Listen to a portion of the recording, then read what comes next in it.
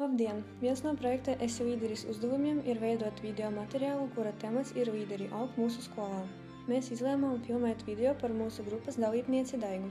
Daiga ir Ludzas pilsētas gimnāzijas 10. klases skolniece.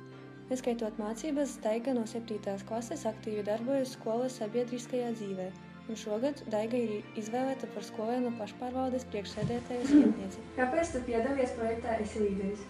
Es izlēmu piedalīties projektā, tāpēc, ka es uzskatu, ka tas ir kaut kas jauns, tas ir kaut kas nebijis, kur es iepriekš neesmu piedalījusies, un jebkurā gadījumā man nav ko zaudēt.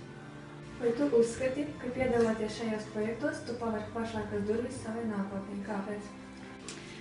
Es uzskatu, ka viennozīmīgi jā, jo šī projekta ietvaros mēs mācāmies lietišķo etiketi. Mēs mācīsimies turpmāk arī grāmatvedību, mārketingu un daudz ko arī citu. Tāpēc uzskatu, ka viennozīmīgi man tas nāks tikai par labu un nākotnē man noteikti noderēs. Ko tev vecāki saka par to, ka tu gūsti līdzdalību šajos pasākumos?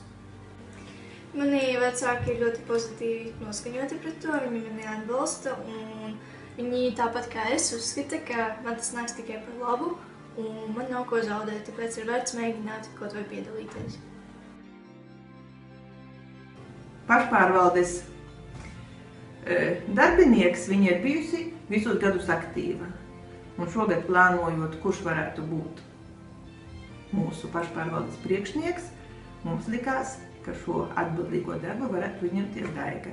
Pēc skolēni izdomāja savādāk un gaidīsim nākošo gadu, kad viņa pašpārvaldes grožus paņem savās rokās.